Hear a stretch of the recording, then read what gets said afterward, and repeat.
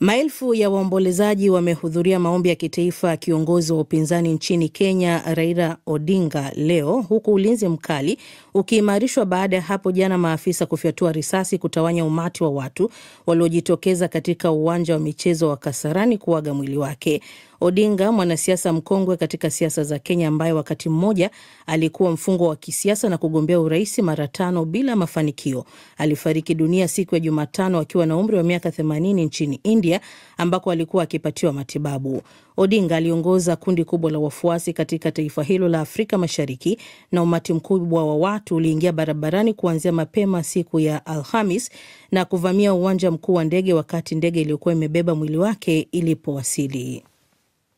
Nataka kupokea president wangu ambaye ni Raila Amolo Odinga. Ametutoa mbali. Kama si Raila hatungekuwa hapa. Kama si Raila hatungekuwa na freedom of speech. Vikosi vya usalama vilifyatua risasi hewani na polisi wakatumia gesi ya kutoa machozi kutawanya umati huo, na hadi sasa polisi wanasema watu 3 wameuawa. Unaendelea kuisikiliza taarifa ya habari za ulimwengu kutoka DW. Antananarivo. Kiongozi wa mapinduzi wa Madagascar Kanali Mikaeli Ranjanirin ameapishwa leo kuwa rais wa nchi hiyo baada ya jeshi kuchukua mamlaka katika taifa hilo la kisiwa mapema wiki hii kufuatia maandamano yaliyoongozwa na vijana ambayo yalimlazimu rais Andry Rajoelina kukimbia nchi. Rajoelina ambaye wabunge walimtimua baada ya kutorokea nje ya nchi mwishoni mwa juma amelaani unyakuzi huo na kukataa kuachia madaraka licha ya uasi mkubwa katika vikosi vya usalama. Umoja wa Afrika na katibu mkuu wa Umoja wa Mataifa Antonio Guterres wamelaani mapinduzi hayo yaliyotokea baada ya wiki kadhaa za maandamano ya Gen Z. Ranjanirin alisema hapo awali kwamba jeshi lilichukua mamlaka na kuvunja taasisi zote isipokuwa bunge la kitaifa. Na hatimaye ni Jerusalem. Uturuki imetuma timu ya wataalam wa kushughulikia majanga kusaidia kutafuta mili iliyo chini ya vifusi huko Gaza, wakati Rais Donald Trump wa Marekani akitoa onyo kwa Hamas juu ya mfululizo wa mauaji ya hivi karibuni katika eneo hilo. Trump ameyataja mauaji hayo kama ukiukaji wa makubaliano ya kusitisha mapigano aliyoyaongoza, ambapo kundi la wanamgambo la Hamas liliwarudisha mateka 20 wa mwisho walionusurika kwa Israeli. Hamas imedai kuwa imerejesha mili yote ya mateka, lakini mili 19 bado haijulikani iliko na inaaminika kufunikwa chini ya magofu pamoja na idadi kubwa ya Wapalestina. Hamas imesema kuwa inaheshimu makubaliano ya kusitisha mapigano na Israeli na wanataka kurejesha mili yote ya mateka iliyosalia Gaza. Wataalamu wa Uturuki watasaidia kuitafuta mili ya mateka, huku familia zikikasirishwa na Hamas kwa kushindwa kurejesha mili ya jamaa zao. Mwisho wa habari za ulimwengu kutoka DW. DW Dunia Yetu leo mchana. Shukran sana Silvia Mwehozi kwa taarifa ya habari za ulimwengu. Msikilizaji, mchana huu tumekuandalia mengi katika uchambuzi wa ripoti zetu, ikiwa ni pamoja na kiongozi wa kijeshi aliyefanya mapinduzi huko Madagascar aapishwa rasmi kuwa rais, na huko Nairobi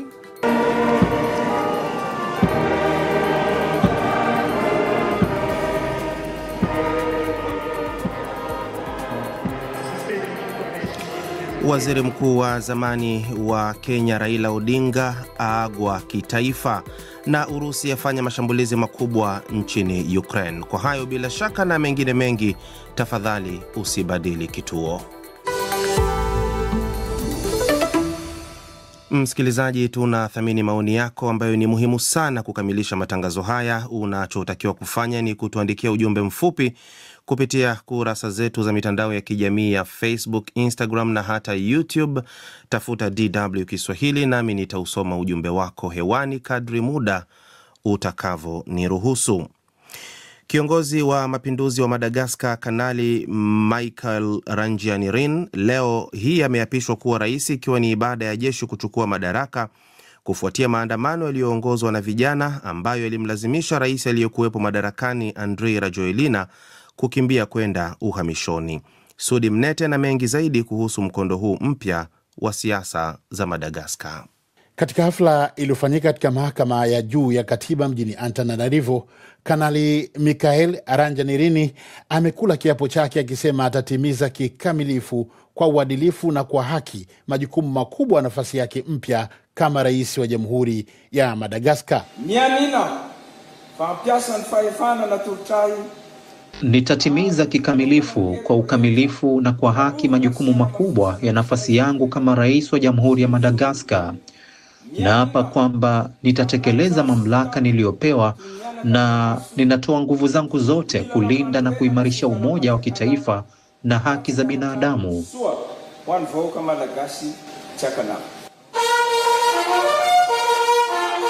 Awali mapema kiongozi huyo alisema jeshi limechukua madaraka na kuvunja taasisi zote isipokuwa baraza la chini la bunge, yani bunge la kitaifa.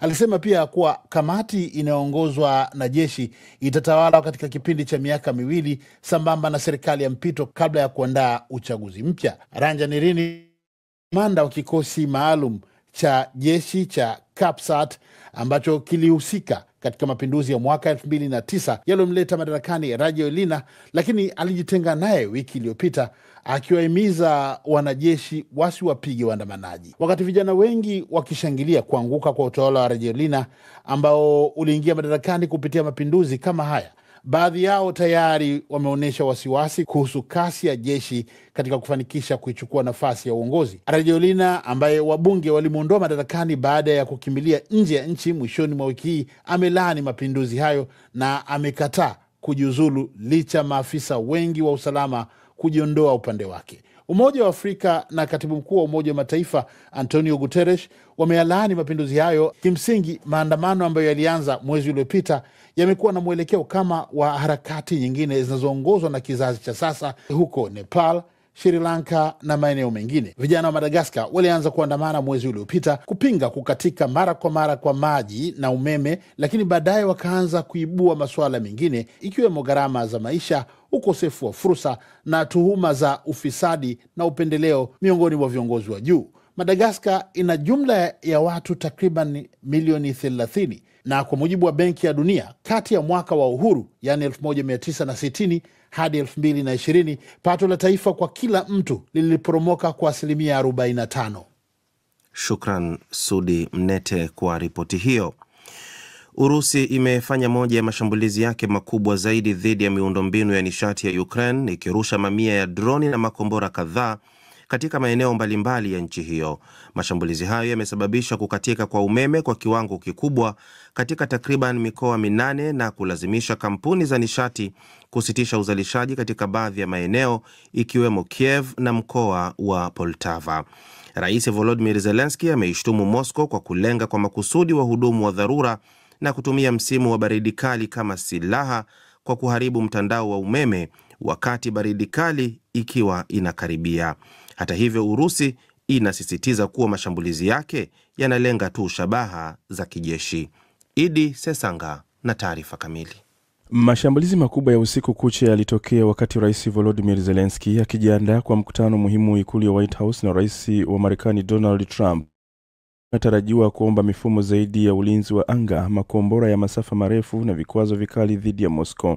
Wakati huo Trump alitangaza kuwa amezungumza kwa simu na Rais Vladimir Putin na kwamba watakutana hivi karibuni mjini Budapest, Hungary, kujadili njia za kumaliza vita. Alielezea mazungumzo hayo kuwa yenye mafanikio makubwa, akisema anaamini maendeleo makubwa kuelekea amani yamefikiwa.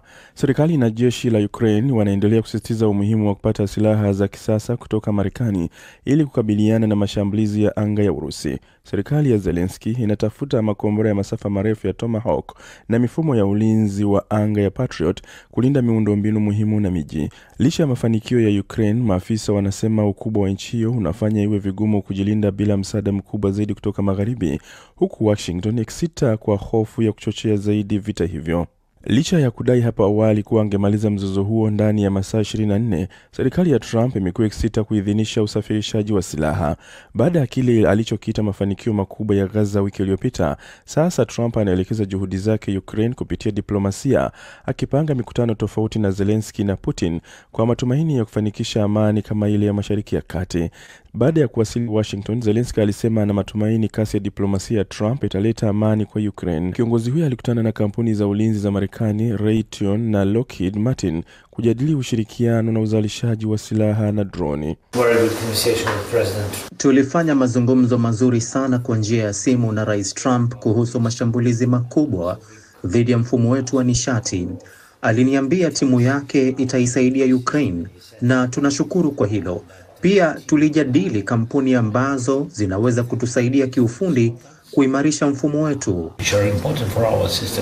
Hata hivyo, Trump alionyesha mashaka kama Kiev itapokea makombora ya Tomahawk, akisema Marekani haiwezi kupunguza akiba yake.